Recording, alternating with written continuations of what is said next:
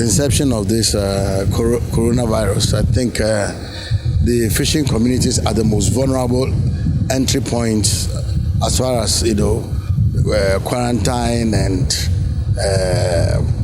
examining of immigrants or migrants are concerned. Before coronavirus, fishermen always traveled,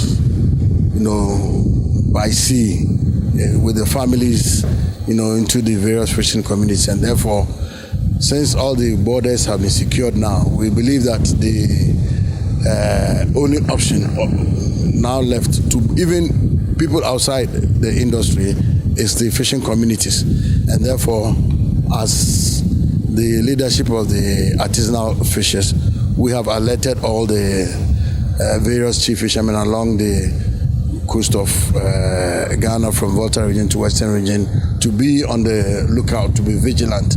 We have also alerted the fishmongers and those living within the communities, because it's not only fishermen who will be affected should any of those affected be able to slip into the communities. And therefore, for us, so far, this is what we can do.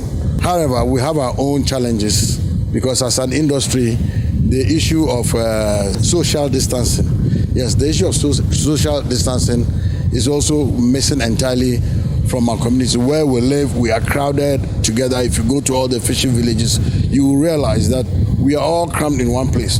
So anytime there's an epidemic like cholera and these flus, we are the most worstly affected of the populace. And therefore, where we live is one thing, and the nature of our work also is not social distancing friendly, because in the canoe, people who are meant to be in 10 canoe in a canoe, if they are a crew of 10, you cannot ask a crew of 5 to sail with the same canoe, because the work out there is work meant for 10 people. You understand? And within the canoe, I don't know how big the canoe is. You cannot say that 1 meter apart. Then you are talking about 2 or 3 people embarking on an expedition with one canoe, which is not possible. And therefore, we believe that a critical look, since we have been also added to the essential services group, a critical look should be taken, within this our setup. And then, for us, what we can do is to sensitize them on the do's and don'ts. We're constantly washing our hands, not touching our eyes and noses and mouths, and then, as much as possible, try and stay indoors. Because even when we are back from expedition, at the landing beaches where fish is sold, the fishmongers are there, the fishermen, those along the value chain are there, and then the consuming public is also there. And it will amaze you, as if nothing is happening. And again, when we are even going to embark on the expedition, accessing premixed fuel, you go to the outlets and they are crowded. Everybody's struggling to get his fuel for the expedition. And therefore, for me, I think if we've been allowed to still go on working, then I think a special interest must be taken as far as our health is concerned.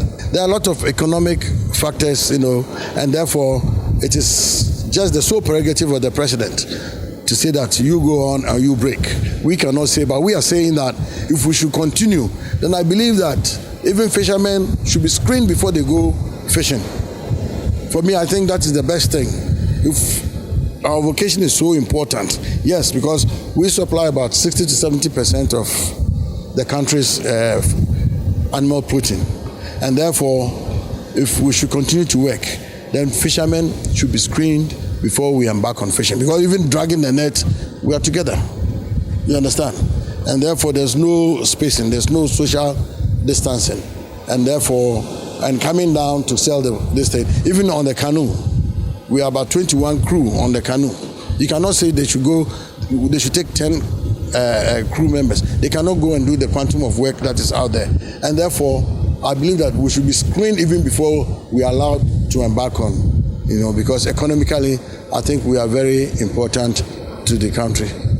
For me, I will still not advocate for a ban, because, look, the industry also takes care of 3 million people it provides jobs for 3 million people. You understand? And therefore, intervention will be another issue. Like I said earlier on, I do not have what it takes to ask for a ban, because then other questions will be raised, of which I cannot answer. But what I'm saying is that the Ministry of Health, should, in collaboration with the District Assembly, should allow every canoe that is going to embark on fishing be screened before we are allowed to go, so that at least we know that because there's no social distancing in our jobs, the people out there doing fishing are healthy and they are free from this COVID-19. That is all we can say. It's the best thing, man. So we need the think tanks. People, there should be a way out. If we are so important and therefore we cannot, government cannot ask us to stay indoors and not go to work, then I believe that these measures, in as much as people embarking on fishing are screened, people who are also going to buy should be screened. I mean, it takes a lot of work, but I believe that it is better than asking all these people to stay indoors for government to feed them. For me, I think we should look at it critically.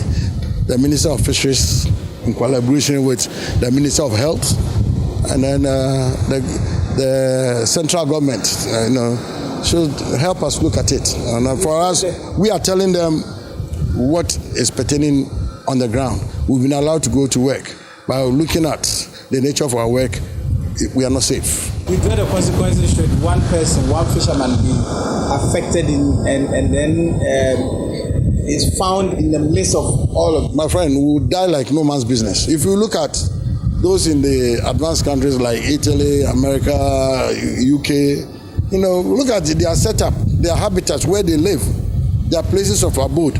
You understand? Well ventilated and well, tailored out. But even then, they are dying. And go to Briwa, go to Abanzi, go to the fishing communities, go to Jamestown. You understand? So if this COVID-19 should find its way amongst the fishermen, it will wipe us out like no man's business. And economically, it will affect the country as well. So we must be more proactive than being reactive in future. That's the way I say it. The nature of our work has nothing to do with, nature is not social distancing friendly at all. The expedition itself, in the canoe, embarking on expedition, even when they are working out there in the marine waters, dragging the nets, we are crowded together. When we bring the fish, selling the fish, we are crowded together. Buying premix fuel, we are crowded together. So the issue of social distancing is entirely missing out of our industry or vocation. And therefore, we believe that the Ministry of Health by now should have identified some of these lapses and then quickly, you understand, pitch posts along the fishing communities where fishermen embarking on this will be screened, where fishmongers, those along the value chain, the hustlers, and then even the consuming public will be screened before allowed to go into the market. For me, I think that will be the solution. That's for me for now. Yes, I think it's the best thing. But otherwise, it will be a heavy toll on the country itself, economically. And the hard surface. Exactly. Because you cannot stop them because of the economic importance. Exactly. And it's a global issue. So if you are even looking at importing fish, they are also locked down. People who are here and are foreign to this country are locked down here. They are not allowed to go. In the same way, if our people are also locked down out there, they cannot come.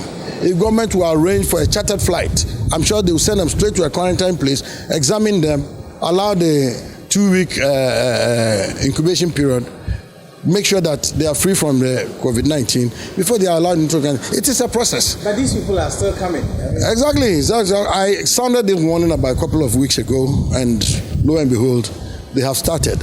And therefore, we're also appealing to our Navy, the Marine, Police, because you see, it is a shared responsibility. We can offer or provide intelligence that there are some people who have come from Liberia, from Ivory Coast, from Nigeria, coming along the west coast of Africa, even as far as Angola. Ghanaian fishermen are there. If they all want to come back home, you can imagine. You understand? And therefore, for me, it is an issue that should have been, contemplated on before even some of the concessions given to us. However, these are our findings, and we believe that better late than never, we can put the rightful, solutions, in the way.